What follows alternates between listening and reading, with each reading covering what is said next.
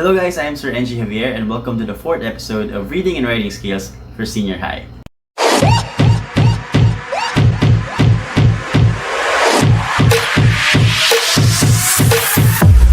In our previous episodes, we discussed the types of claims, namely the claim of fact, the claim of value, and the claim of policy. Again, knowing what these claims are and how to formulate them will help you a lot in your writing tasks.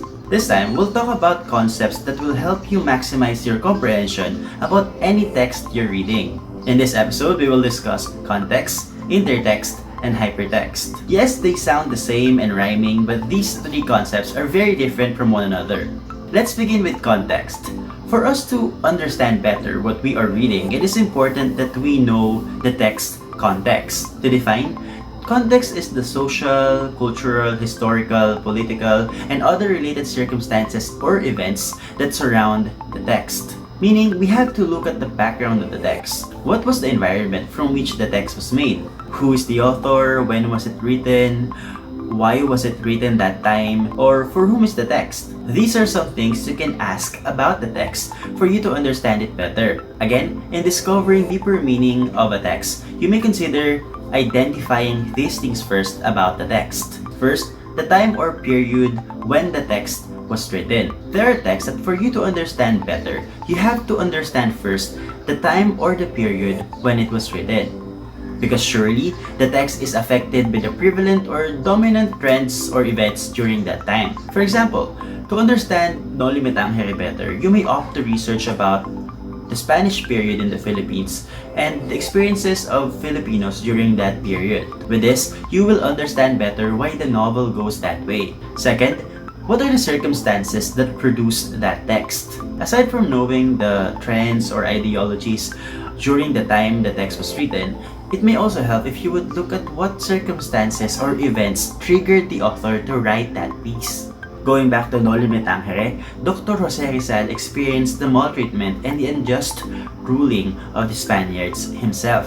So, he got inspired and wrote the novel. Knowing these real-life experiences by the author, you will understand better why the novel goes that way. Finally, the third, you can look at the issues the text deals with. Like, what are the problems or matters the text is talking about? Once again, going back to Dr. Jose Rizal's Noli Me Tangere and El Filibusterismo, the issues they deal with are the unjust ruling of the Spaniards among the Filipinos during their time. One of these is the abuse of power among high priests or priors. This is very visible in the novels, like when Padre Damaso raped Maria Clara, who was actually his daughter. Once again, the context is simply the background of the text, be it socially, politically, culturally, historically, or by circumstances. Now let's talk about intertext. From the prefix inter, meaning between, intertext simply means between texts. Now, what is between text? In the 1960s,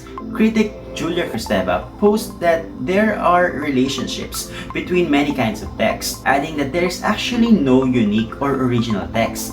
This means that some texts are influenced or may have borrowed some concepts from texts of the past. Therefore, intertextuality is the development of a text meaning through another text. It shows the connections between languages, images, characters, themes, or subjects. This gives us an idea that every text is actually influenced by previous texts, and that texts are interconnected, interrelated, or linked with a previous text or even a current one. Let's have an example. Have you seen Honesto before? Honesto is the main character in an ABS-CBN teleserye in 2013. In the story, Honesto is a young boy whose nose gets big whenever he lies. Now, does this sound familiar to you? Yes, because this story is inspired by the infamous tale of Pinocchio, a puppet whose nose grows long whenever he lies.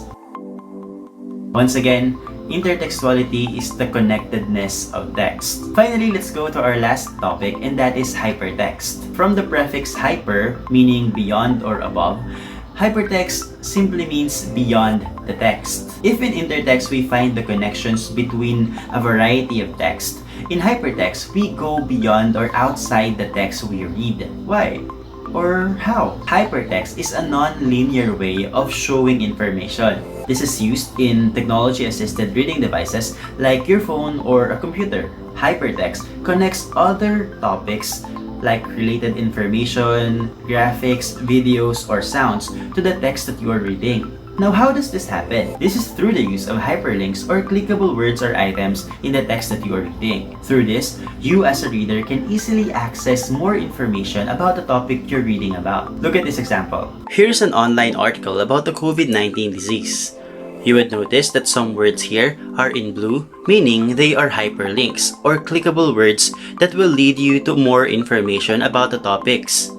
For example, you see here that COVID is a contagious disease.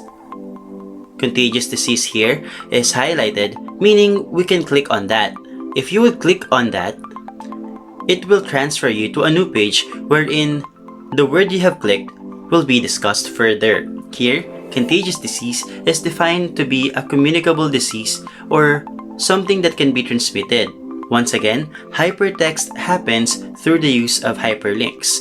Let's click on another hyperlink here. Let's click on virus. So here we are transferred to a new page discussing what virus is. See, that's how hypertext works through the use of hyperlinks. And you might not know it, but you're actually using and experiencing hypertext every time you use your phone, browsing on websites, even on social media. Once again, in order to maximize your comprehension of the text you're reading, you may consider learning about its context and intertext through hypertext. And that's it for this episode. Thank you again for staying with me until the end of this video. Please support us by subscribing to our channel so you would also be updated of our next episodes. If you have comments, suggestions, or questions, please feel free to write them below and we'll do our best to respond to them. Once again, I am Sir NJ Javier and this is Reading and Writing Skills for Senior High.